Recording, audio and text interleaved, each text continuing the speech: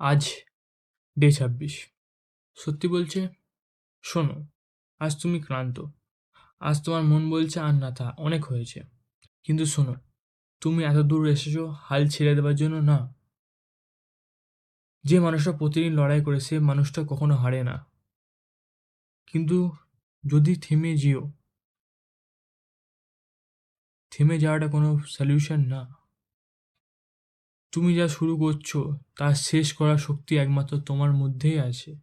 আজ না জিতলেও আগামীকাল জিতবে, কারণ তুমি এখনো দাঁড়িয়ে আছো। মনে রেখো, যে হাল ছাড়ে সে আগেই হারে, আর তুমি হাল ছাড়ার মানুষ নও, তাই না?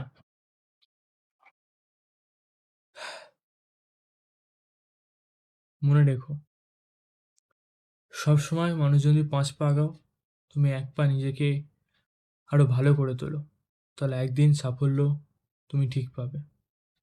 একদিন সাফল্য তুমি ঠিক পাবে।